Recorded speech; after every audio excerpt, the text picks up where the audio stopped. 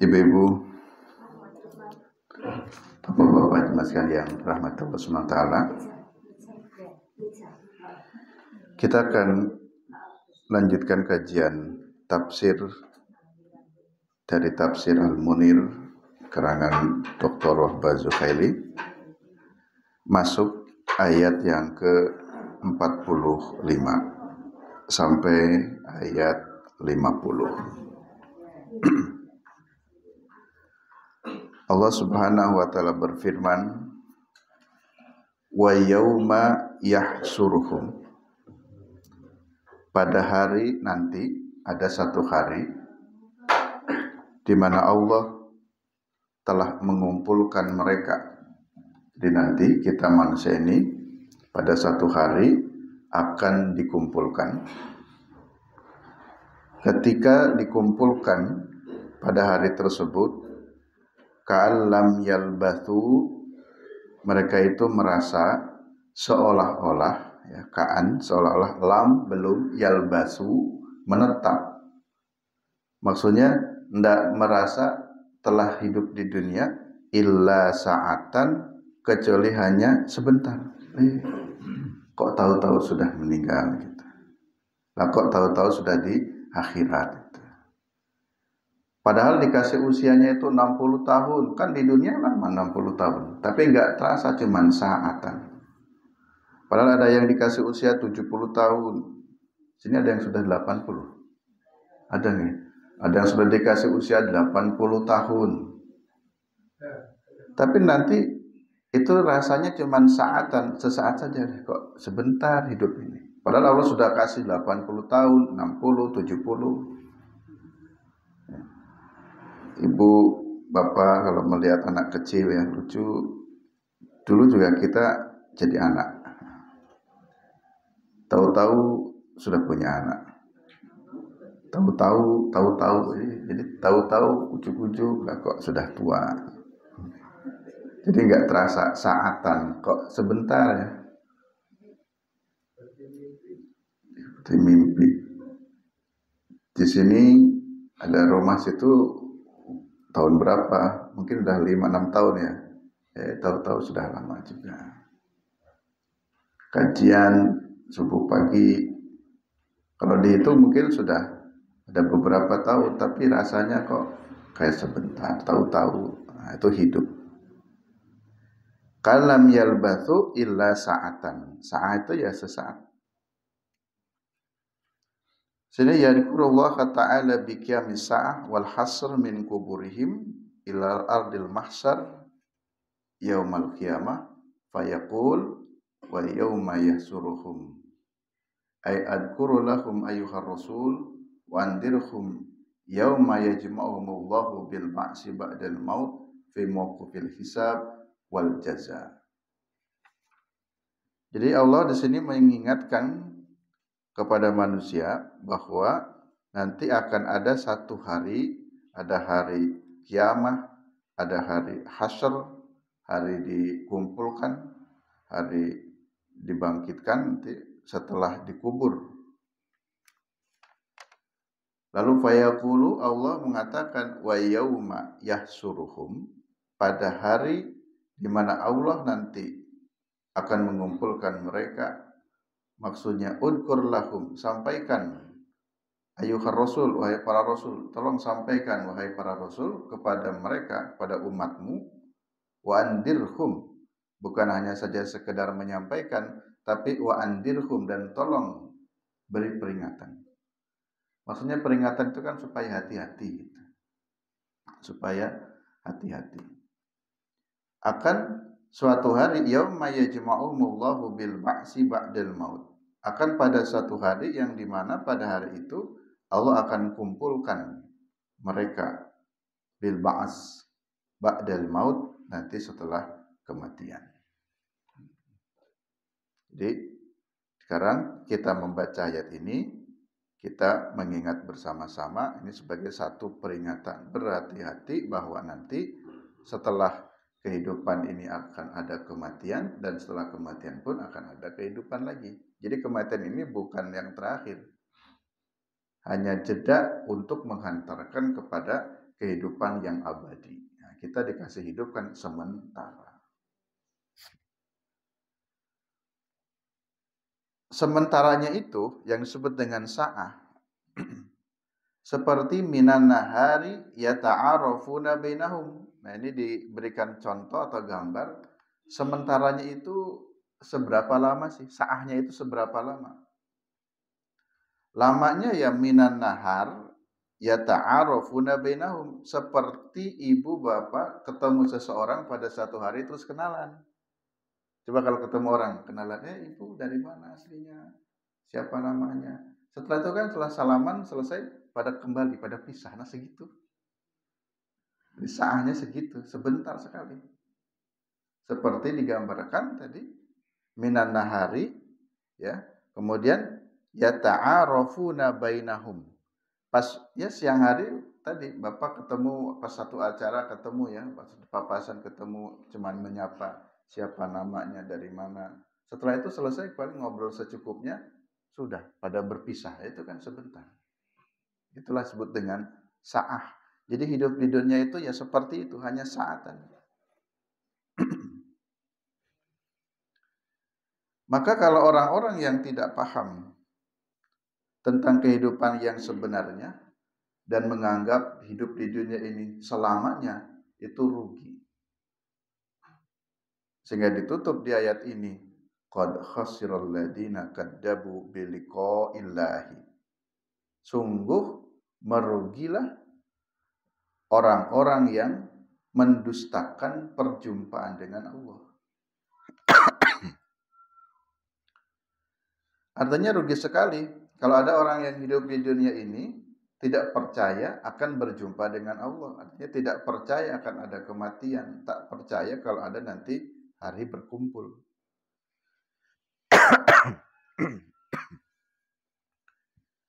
Karena sering saya sampaikan, orang itu percaya tidak percaya pasti akan meninggal. Tak percaya dengan akhirat, mati juga. Percaya dengan akhirat, ya akan meninggal juga.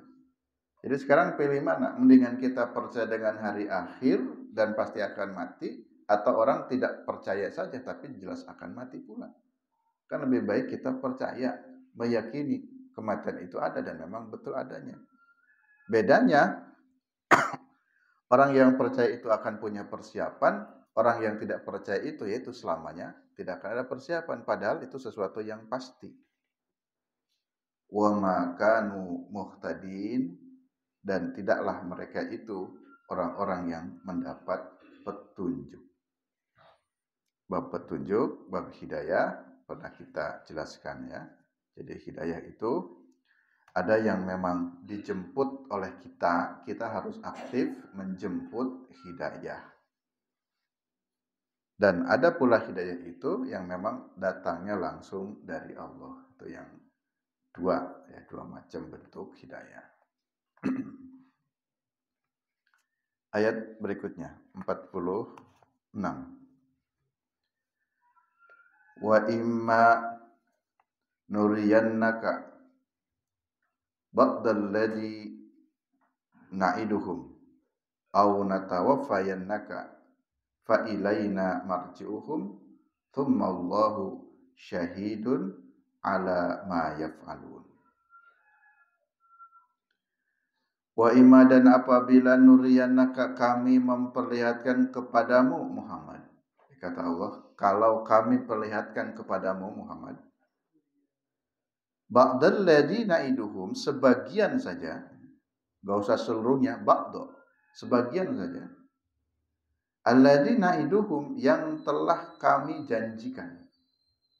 Jadi Allah kan menjanjikan akan ada siksa, akan ada ini, akan ada itu nih.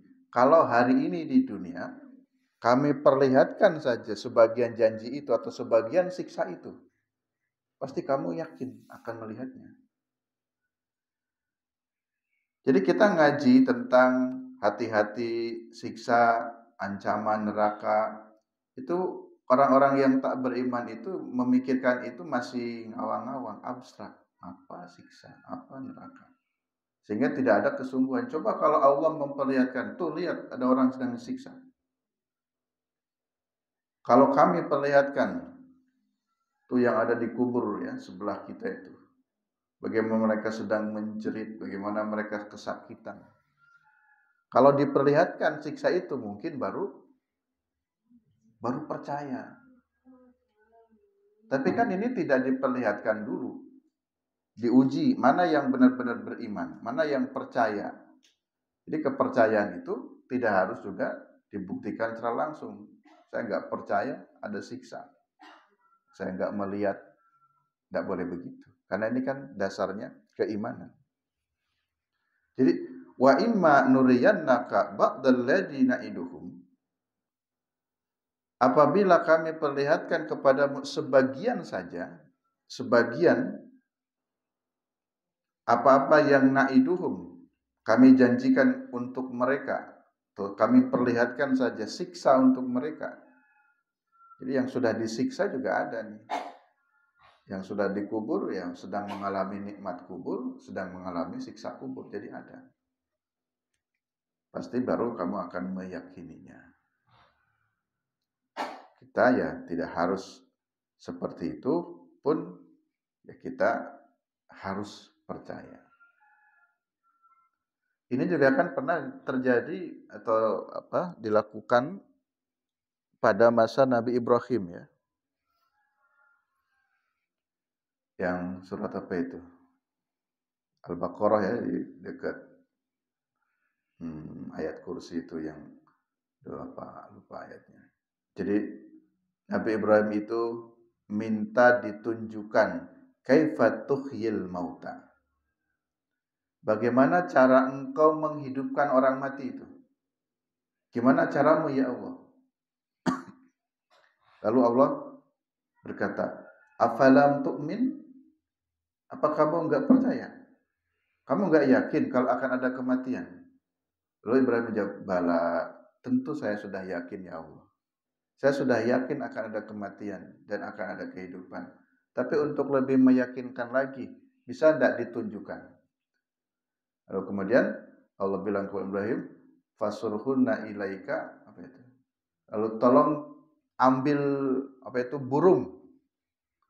Ambil burung, lalu kemudian kamu cincang-cincang itu burung, potong-potong.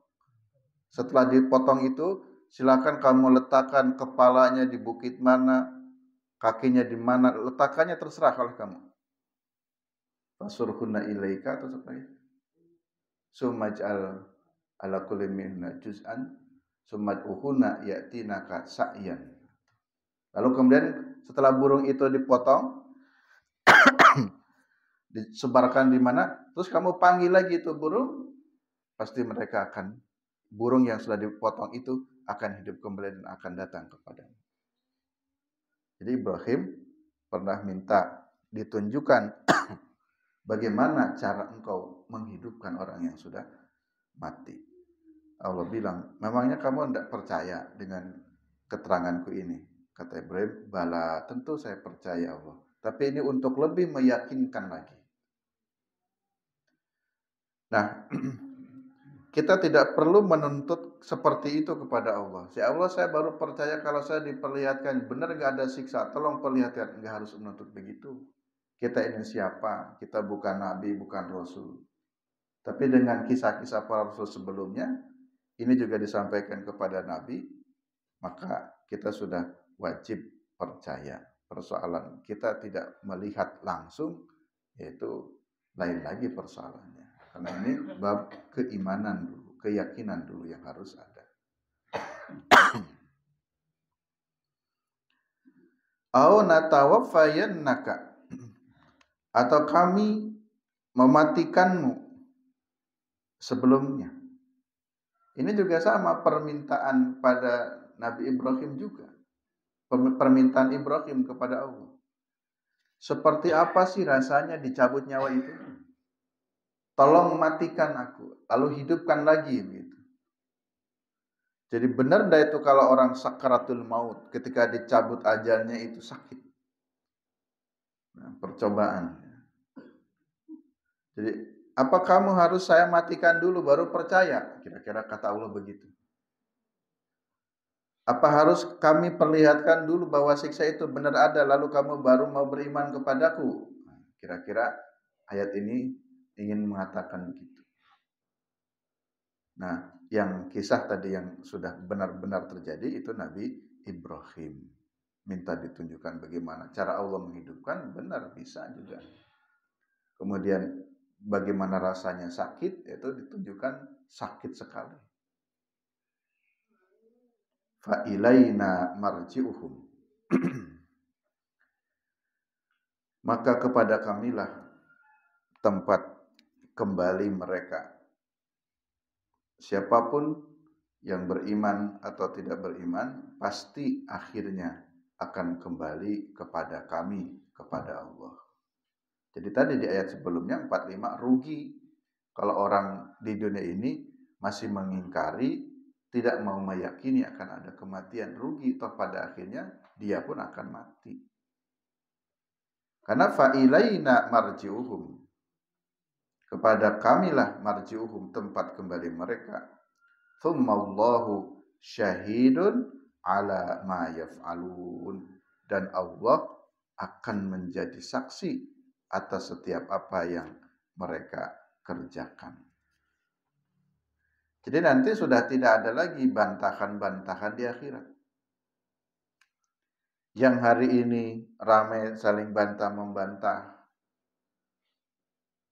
korupsi bilangnya tidak korupsi, atau membunuh bilangnya tak membunuh, saling membela saja, membela diri di dunianya. Membunuh pakai pistol, matilah orang. Kata yang membunuhnya, kami kan membela diri. Apakah benar membela diri ataukah benar ingin membunuh? Masih ada perdebatan di dunianya. Tapi nanti Allah itu tahu, semuanya tahu. Allah wallahu syahidun. Allah menjadi saksi ala ma yaf'alun, atas semua apa yang mereka kerjakan. Jadi yang hari ini berselisih, ya, pengadilan enggak rampung-rampung, seperti kasus siapa yang pernah saya singgung, kasus Vina Cirebon, ya, udah ramai kesana kemari, ditolak, lalu ya dilanjutkan lagi, jadi enggak selesai. Siapa nih yang sebenarnya yang salah? Semuanya sudah tahu Allah siapa yang salah dan akan menanggung akibat dari perbuatannya itu. Ayat 47. Walikulli ummatin rasulun. Pada setiap umat itu rasulun, ada seorang rasul. Jadi pada setiap umat, setiap generasi pasti ada rasulnya. Ada yang mengatakan setiap satu abad itu mesti muncul satu rasul. Kalaupun bukan rasul, satu mujadid, satu tokoh. Nah ini Rasulullah SAW kan sudah satu abad lebih, ya, 1400 yang lalu. Apakah akan muncul Rasul lagi? Ya, dalam konteks ini tidak. Tapi setiap era itu akan selalu ada tokoh-tokoh pembaharu. Ada tokohnya. Ada yang memimpin umat ini. Ada yang memberikan pencerahan ini. Nah, di sini dalam konteks Nabi dan Rasul, walikulli ummatin rasulun. Setiap umat itu memiliki rasulnya. Maka dalam kitab salah satu usul dalam konsep tauhid itu diajarkan kita itu harus memahami dalam akidah itu harus ma'rifatullah, ma'rifatun nabi, dan ma'rifatud din. Itu 3 prinsip pokok. Kita harus mengenal Allah, mengenal Rasul, dan mengenal agama. Nah, ma'rifatul nabi, ma'rifatul Rasul, kita harus kenal tentang Rasul kita itu siapa, bagaimana, dan seterusnya.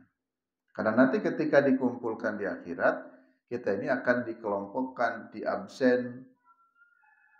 Kelas 7A kumpul, kelas 7B kumpul. Nanti ada orang yang bingung, aku kelas piro ya? silakan berkumpul dengan nabinya masing-masing. Nanti ada orang yang nggak paham, nabiku siapa? Nah, jadi kita harus ma'rifatul rasul. Nah, karena setiap umat itu sudah ada rasulnya. Rasul untuk umat akhir zaman itu Nabi Muhammad sallallahu alaihi wasallam. Itu rasul kita. Fa idza jaa rasuluhum, apabila telah datang rasul-rasul mereka, qudiya bainahum bil qisti, maka ditetapkanlah satu putusan atau satu aturan bainahum di antara mereka bil qisti, ya, dengan adil. Artinya syariat itu yang datang dari Allah juga ada yang datang dari Rasul atas izin Allah. Jadi disebut dengan hadis. Ada Al-Quran, ada hadis. Nah, kita harus mengikuti itu. Karena kalau Rasul sudah datang, tentu Rasul juga memiliki aturan, ketetapan. Bainahum di antara mereka. Bil qisti, dengan adil. Wahum la yudlamun, dan mereka tidak didolimi. Ya. Jadi Rasul, ajaran Rasul tidak mendolimi kepada umatnya. Ayat 49.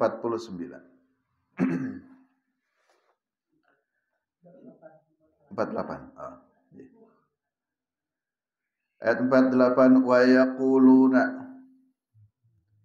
mereka berkata, mata hadal wa'du in kuntum shadiqin. Nah, ini bantahan dari orang-orang yang tidak percaya kepada Rasul. Wa yaquluna, mereka berkata, mata hadal wa'du, mana janjimu ini? Mana ancaman yang kamu sampaikan? Katanya jika tidak beriman kepada Allah akan mendapatkan siksa begini begitu, begini begitu. In kuntum shadiqin, jika kamu orang yang benar. Jadi biasa ya, di dalam setiap generasi umat para nabi, umat para rasul, selalu ada yang begitu. Jadi tidak percaya, terus ngeyel seperti di ayat-ayat sebelumnya, nantang-nantang, jika benar coba buktikan, setelah dibuktikan juga tetap saja nggak mau beriman. Jadi ya percuma saja melayani orang seperti itu. Jadi mungkin dalam kehidupan kita pun ada tipe orang yang begitu, sok-sokan, lalu nantang, coba buktikan mana dalilnya. Setelah dibuktikan dalilnya, tetap saja nggak mau berubah. Jadi sama saja kalau begitu. Kemudian di ayat 49. Qul, katakanlah, la amliku li nafsi darran wala naf'an illa ma syaa Allah. Katakan oleh Muhammad, la amliku li nafsi darran wala naf'an. Kami tidak memiliki kemampuan, ya, tidak bisa menolak darran ketika ada madarat, bahaya yang akan menimpa seseorang, wala naf'an, dan kami pun tidak bisa memberikan manfaat. Jadi ketika Allah menjanjikan akan ada bencana, akan ada siksa, ada pahala, dan seterusnya, Rasul hanya menyampaikan saja. Tetapi ketika ditantang, coba buktikan Muhammad, ya katakan saja pada mereka, aku tidak memiliki kemampuan untuk menolak bahaya dan tidak memiliki kemampuan untuk mendatangkan manfaat, karena itu semuanya dari Allah. Illa masya Allah. Semuanya dari Allah. Kami hanya sekedar menyampaikan saja.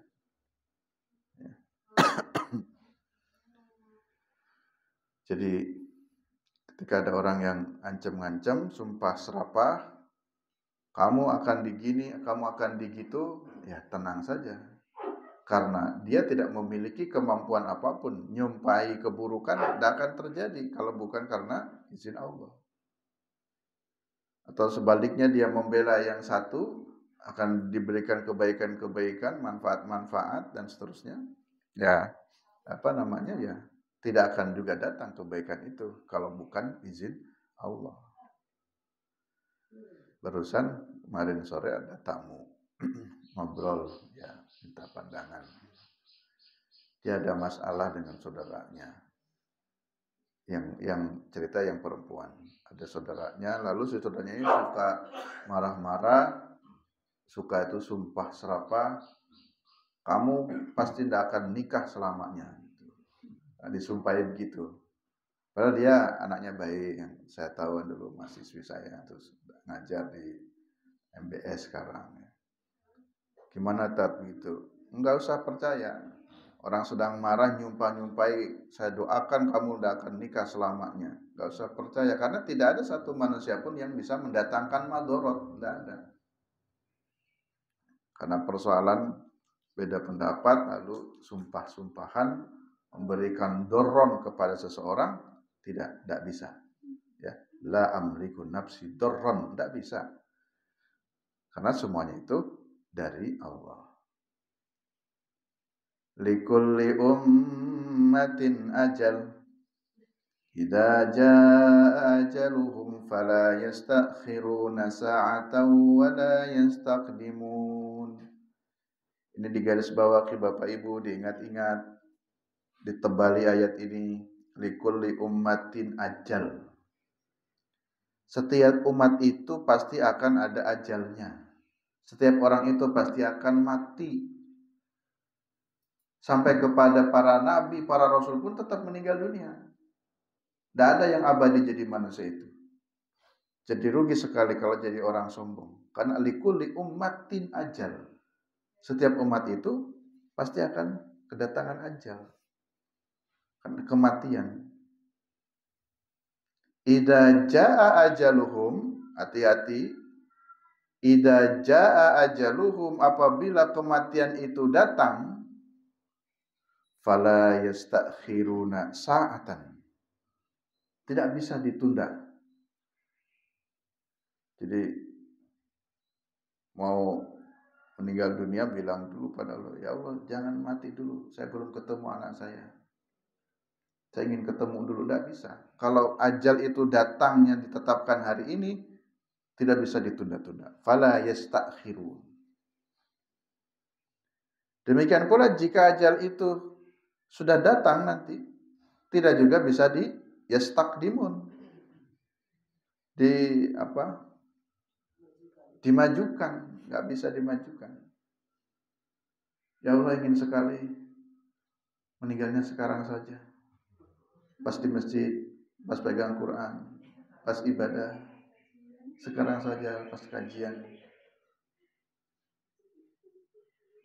Daripada nanti pas meninggal saya dicabut nyawanya ketika sedang apa, itu mendingan sekarang aja ya Allah. Yang nggak bisa juga diminta.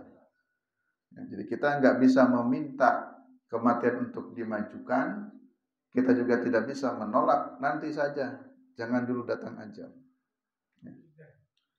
Kalau boleh meminta ya mungkin kita meminta ingin yang baik-baik, ditetapkannya ibu takdirnya meninggal hari Ahad.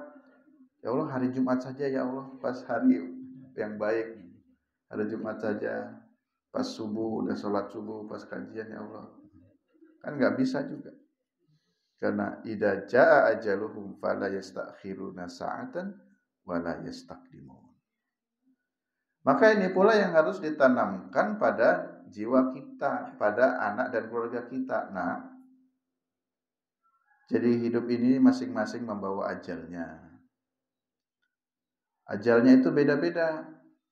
Ada yang ajalnya itu karena sebab ya ketabrak, ada sebab yang tenggelam, ada yang dibunuh, tadi kemarinnya ada yang didor itu ya. Ada yang ya macam-macam ajalnya, bawa ajalnya itu masing-masing, tapi semuanya itu yakin pasti akan ada ajalnya. Ada ajalnya yang di rumah, ada yang di rumah sakit, yang di kendaraan. Ada yang ajalnya itu dibarengi dengan anaknya, dengan cucunya, ada yang tidak, ada yang banyak. Saya dulu punya saudara ajalnya pas masuk kamar mandi, katanya kepleset jatuh. Anak-anaknya nggak ada yang tahu. Ibu di kamar mandi lama sekali. Akhirnya kata anaknya itu ditengoklah, ternyata dia tergeletak. Ini meninggalnya di kamar mandi. Tak ada yang tahu lah. Jadi ajal itu tidak ada yang tahu, tapi pasti. Jadi itulah yang harus kita mintanya itu, minta husnul khotimah itu. Di dalam keadaan baik dimanapun karena nggak tahu. Maka kalau mau masuk WC baca doa. Ada yang ajalnya saat tidur, kalau mau tidur baca doa. Kalau mau bepergian baca doa naik kendaraan. Kan nggak tahu, kitanya hati-hati, mobil kita yang diseruduk, matilah semuanya. Di tol begitu. Ya, pas kejadian mana itu di tol Malang ya, anak-anak sekolah apa itu, yang mobil kitanya bener ada insidennya ketabrak truk yang remblong itu, kan nggak bisa menghindari. Jadi ya ajal itu namanya, kita nggak ada yang tahu, istilahnya misteri, tapi pasti akan terjadi. Nah inilah ayat yang saya kira penting untuk kita garis bawahi, likulli ummatin ajal. Setiap umat, setiap orang itu sudah ada ajalnya, waktunya untuk meninggal. Idza jaa ajaluhum fala yastakhiruna sa'atan. Apabila datang ajal kepada mereka, maka ajal itu tidak bisa ya ditunda-tunda. Wala yastaqdimun, dan tidak pula bisa dimajukan. Beberapa video ya, kalau Ibu Bapak melihat ya di YouTube atau video itu apa itu yang terekam kamera orang yang ajal itu ya, kan kelihatan itu. Ada yang lagi berdiri tiba-tiba datang ajal, tuh sembayangan jatuh, ada yang sedang sholat, ada yang sedang sholat berdiri ujuk-ujuk ambruk, gitu. Macam-macam banyak ya. Tapi ada juga yang sedang joget, nyanyi, mati.